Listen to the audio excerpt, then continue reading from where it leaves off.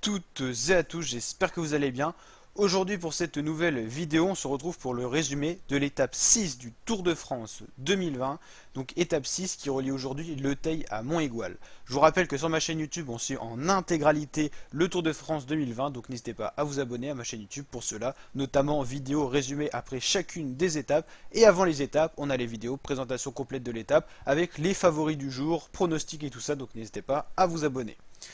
Donc pour ce résumé de cette étape, donc on avait affaire à une étape de 191 km, une étape toute plate dans la première partie et un peu plus vallonnée dans les 50 derniers kilomètres avec un enchaînement de difficultés avec la première ascension qui était le Cap de Coste en troisième catégorie, assez raide pour 2 km à 7,3% de moyenne, le col des Mouraises en troisième catégorie, 6 km assez roulant jusqu'à 4,8% de moyenne. Ensuite le col de la Luzette était la principale difficulté du jour avec à peu près 12 km à 7,3% de moyenne pour une arrivée sur un faux plat montant de 8 km. On a donc une échappée qui s'est constituée dès les premiers kilomètres de la journée, avec une échappée qui a quand même eu du mal à se créer, hein. Ça a attaqué beaucoup tout ça. Ensuite, on a eu Nicolas Roche pour la Sunweb qui a attaqué une attaque tranchante, et puis finalement, les coureurs l'ont rejoint les uns après les autres pour former l'échappée du jour. Alors on a eu notamment Alexei Loutchenko pour la formation Astana, Rémi Cavagna pour la Quick Step, Greg Van Avermaet pour la CCC, Dani Haus pour la Bora, Jesus Herrada pour la Cofidis, Nelson Poles pour Education First et Edvald Boassenhagen de la NTT. Au total 8 coureurs qui ont donc formé l'échappée du jour. Pour vous donner un petit peu une ordre d'idée des écarts, on avait à 142 km de l'arrivée 5 minutes 30 d'avance pour l'échappée. À 130 km, on est monté jusqu'à 6 minutes 07. 6 minutes, ça a été quasiment le maximum obtenu pour l'écart peloton échappé. Un écart qui a été maintenu par la formation Michelton Scott du nouveau maillot jaune Adam Yates, tout simplement parce que Julien Lafilippe a pris une pénalité de 20 secondes pour avoir pris un bidon dans les 20 derniers kilomètres de la dernière étape, l'étape 5. Donc c'est Adam Yates, ce maillot jaune, qui avec son équipe a géré tranquillement le maillot parce qu'il y avait quand même Greg Van Avermaet devant qui était à 3 minutes au général, donc il fallait gérer l'écart pour pas que ça devienne trop difficile, notamment dans le final. On a eu deux petites chutes, la chute de Dyer Quintana qui a chuté sur un bidon qui avait été laissé sur la chaussée, lui qui était à l'arrière du peloton. Au niveau des points de la montagne, c'est Nicolas Roche qui a pris les points au Cap de Coste et au col des Mouraises, donc un total de 2 fois 2 points, donc 4 points au total dans la journée.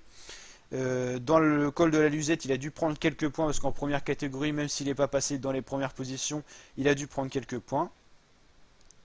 La Jumbo Visma a roulé dans les deux petites ascensions de troisième catégorie, puis ensuite ils ont laissé vraiment la main à la formation Ineos qui a vraiment mis un petit tempo, hein. Elle a roulé notamment avec Dylan Van Baarle, donc qui est plutôt un rouleur, histoire de montrer le maillot à l'avant du peloton et qui sont peut-être aussi les patrons du tour. On a eu la chute d'Henrik Mas, on a eu la chute de Matej Moric aussi dans le peloton, ça c'était un petit peu dans les petites descentes avant l'ascension du col de la Luzette. Dans l'échappée, donc dans le col de la Luzette, on a le tri qui s'est fait. Donc dans les 8 hommes de tête, on a Daniel Haus et Edvald Boassenhagen qui ont été lâchés quasiment dès le pied du col de la Luzette qui était assez pentu. Ensuite, on a eu tout simplement l'attaque dans l'échappée de Nelson Poles qui a été suivi que par Alexei Loutchenko. Puis Alexei Loutchenko qui a réussi à se séparer de Nelson Poles assez facilement en accélérant un petit peu. Et Loutchenko a réussi à s'isoler tout seul à l'avant.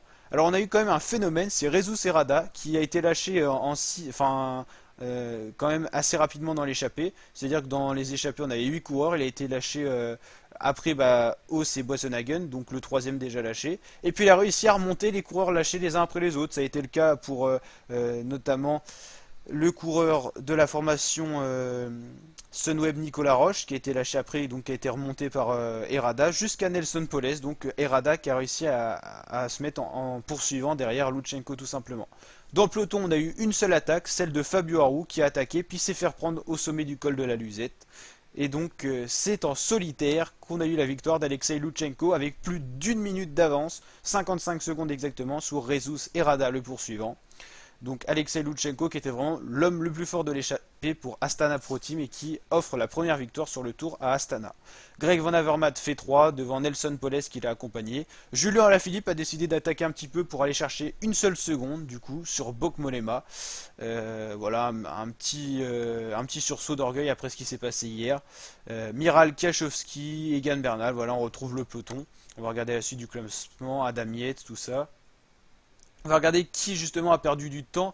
On n'a pas encore les gros classements. On va aller voir le général et tout ça. On regarde un petit peu si on a un peu plus de détails sur qui aurait pu être lâché. À partir de là, ça a perdu du temps. À partir d'Alexis Villermoz, il y a une petite cassure. Dani Martinez, Inur Zakarian. Fabio Aru qui a perdu du temps finalement. Madouas, Bilbao, Barguil encore qui a perdu du temps. Il joue pas le général, hein. Voilà, mais pas de leader en tout cas qui ont perdu du temps. On va aller voir justement le général du maillot jaune, qui est conservé donc par Adam Yates, hein. Un peu surprenant quand même tout ce qui s'est passé avec Alaphilippe. On a des vidéos spéciales là-dessus si vous voulez bien tout comprendre, si vous n'avez pas encore vu sur ma chaîne. Donc n'hésitez pas à voir les vidéos pourquoi Alaphilippe a perdu son maillot jaune, tout expliqué vraiment en détail. Donc vous retrouvez ça sur ma chaîne YouTube, notamment dans la playlist Tour de France. Donc là, Adam Yates premier, Roglic deuxième, Pogacar troisième, Guillaume Martin premier français quatrième, c'est plutôt pas mal. On a Romain Bardet qui remonte un peu, il était dixième. Alors qu'est-ce qui s'est passé? Il y a quelqu'un qui est sorti du top 10 là. Bernal, Dumoulin, Chavez, Quintana. Ouais, c'est bizarre, hein. Romain Bardet qui a gagné une place. Alors je sais pas trop sur qui.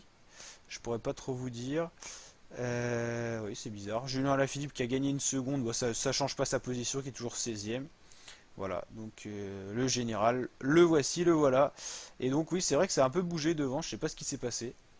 Donc voilà, on va aller voir les autres classements. Au niveau du classement grimpeur, c'est Cosnefroy qui garde le maillot, mais Roche fait une bonne accentuation de points dans le classement. Meilleur jeune, ça reste Pogacar. Plus combatif du jour, ça a été alors Nicolas Roche qui a été élu combatif pour avoir été le premier à avoir attaqué aujourd'hui dans l'échappée.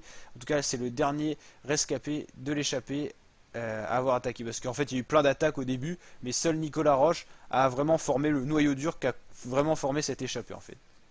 Donc voilà, n'hésitez pas à liker la vidéo si elle vous a plu et à vous abonner à ma chaîne YouTube pour d'autres vidéos de ce genre. Je vous dis à très bientôt pour de nouvelles vidéos. Ciao!